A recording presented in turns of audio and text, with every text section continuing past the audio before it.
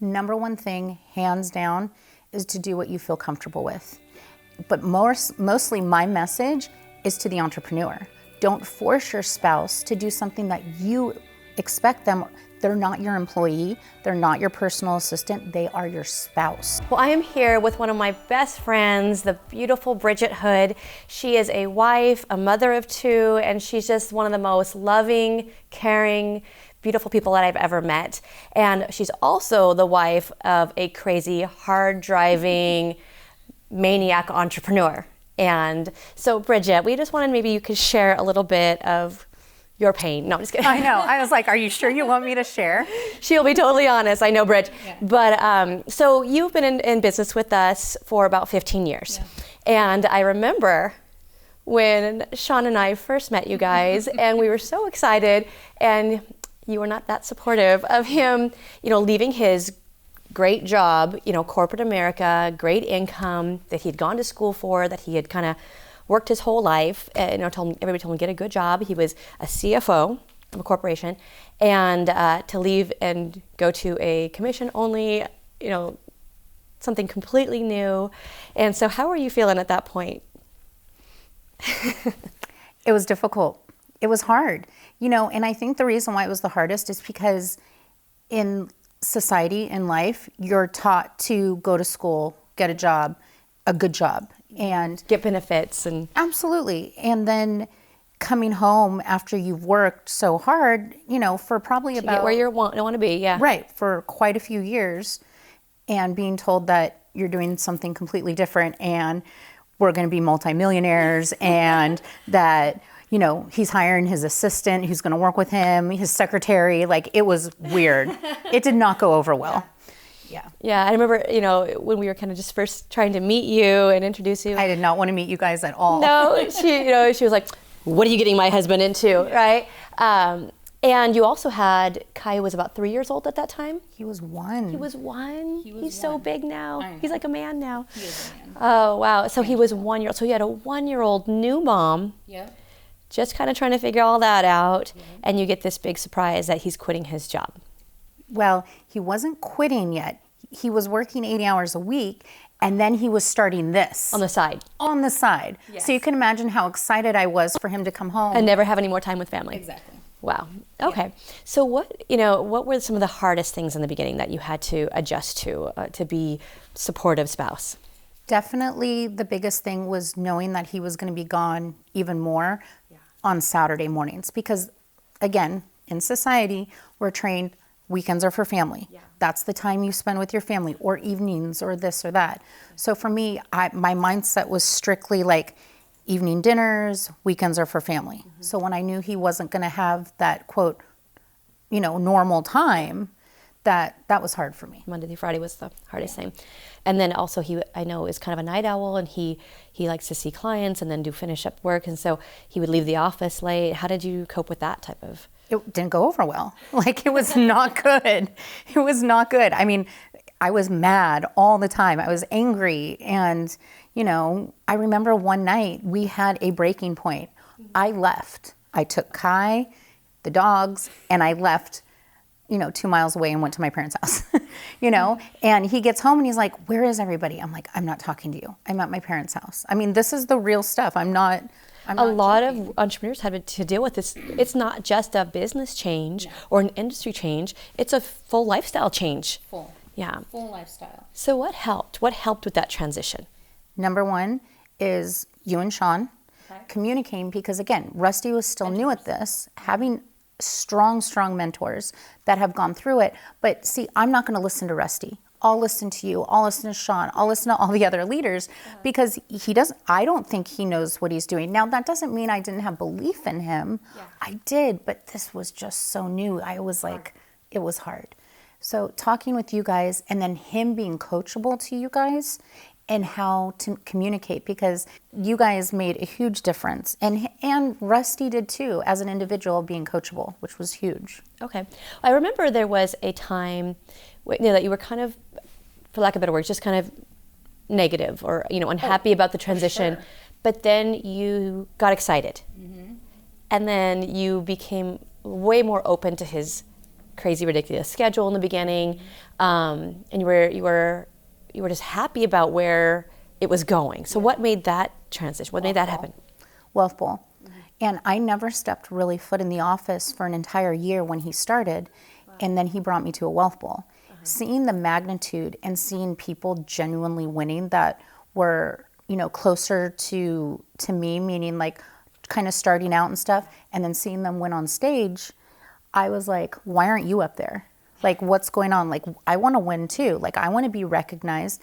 Coming from an athletic background, I was all about winning and recognition. And so that was a big deal for me. And then once I kind of heard people talk about Rusty, I was like, wait, so he's really doing good here? Like, he's winning here? He's not just coming home. Right? Yeah. And so that was a huge deal too. And I was like, okay, wow. Like, that's interesting. So for those of you guys who don't know what Wealth Bowl is, she's referring to a bigger kind of training event where she could be around other leaders that were also in her same situation and see people like herself winning. And I think that's so important that you have that, positive associations, but then, being involved. Just, she said she went a year without being involved in the business. And, I know that some of the spouses are stay-at-home moms or they have other careers, but just kind of find a way to insert yourself in there and be involved and say, this is mine too. And then it became exciting. It did. Yeah. And then I inserted myself and I quit my job and I worked with Rusty for about a straight 8 years and helped him build our business. Yeah. And Kai kind of grew up in this positive environment. Absolutely, he has. It's been life-changing for him. Yeah, I know not all businesses and entrepreneurships have the most positive, exciting family environment that we, are so lucky to be a part of. But you always had Kai, involved in everything from then he started going to school and then middle school and now high school and all these, different phases that you've gone through. Sure. Now you went through loss of some babies, some miscarriages, which was probably that was hard. Yeah. But because of this business, we powered through. I mean, losing 4 kids, I delivered all of mine. They were all born, just unfortunately premature. And this business allowed me to take 4 years off.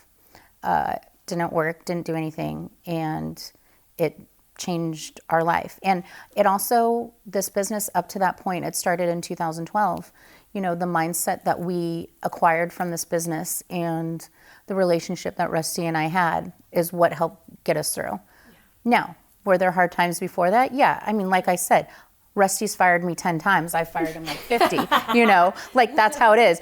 Do I get excited to want to go work with Rusty? Not all the time. I live with him, we're together 24/7 usually. So, there's fun times, there's not fun times, there's a couple yelling matches, it's how it is. But as long as you know how to communicate and stuff we've learned from you guys, it works out. Yeah. Obviously, cash flow is great now and you're on your way to 7 figures, but maybe when it wasn't coming in, so much, when you're kind of just getting it off the ground, what were the hardest things to get through at that time?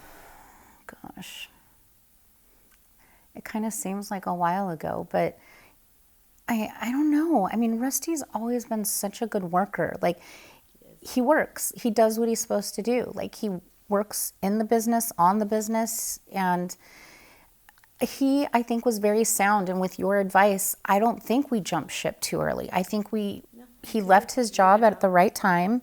Are there struggling months? Yeah, there was, but it was never horribly, horribly bad. Yeah. It really wasn't. Long-term thinking. Yeah, and like we always talk about, saving and stuff like that. When he left his job, he was making more here part-time than he was at his full-time career as an executive. So, he replaced his income very, very quickly, part-time. Which doesn't happen for everybody, but yeah, if you work and you have the right intention and you're a good person. Yeah. So I trusted him when he did that. That's so key, as from that spousal support, just kind of let it go and just be trusting. And so, but what are some of the roles that you've had over the years as the supportive partner? I know you've helped him in the office, but you also have been at home with the kids a lot. Yeah. So it changes.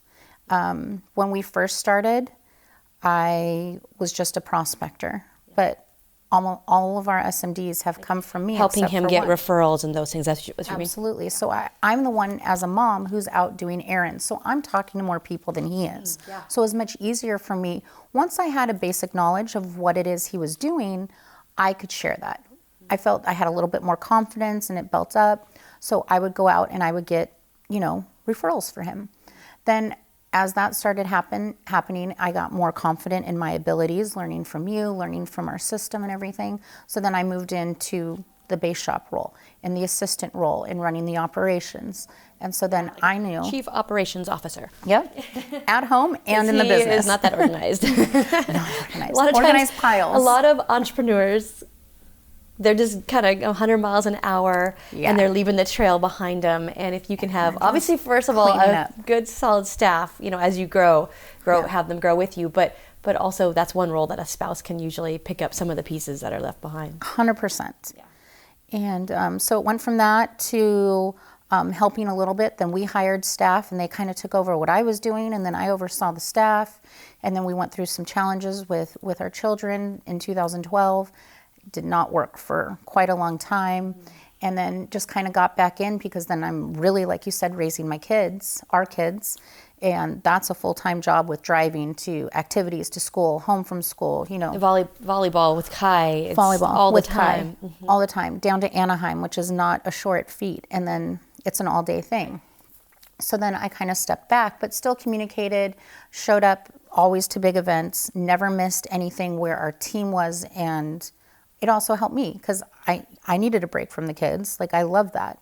And now that Kai's driving, Cade's turning 6, I have more free time. So now I'm able to integrate back in kind of more in a different role. And we're going to see how that plays out.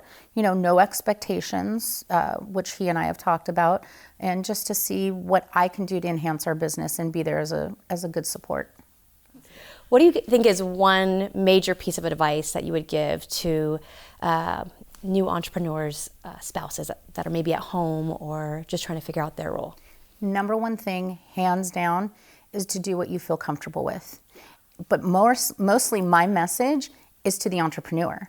Don't force your spouse to do something that you expect them. They're not your employee. They're not your personal assistant. They are your spouse. Partner. They are your partner. Mm-hmm. And anything they do, be grateful for that they even want to put in the effort. Because when we're moms and we have kids and we're at home, we're moms, we're maids, we're chefs, we're personal drivers, we're personal assistants for our kids. We already have at least 6 to 10 jobs that we're doing. Right. So be grateful if she even just shows up or, calls somebody or plans something. They're already doing plenty, trust me. Awesome. Well, you guys, some of you guys you're not lucky enough to have the supportive partner at home. But if you are, like she said, be very, very grateful for what you have and try to come up with a common vision of what your life will look like together, something that you can both be excited about. And remember, it's us against the world, not us against each other. You're a team with one purpose, one mission, and one goal.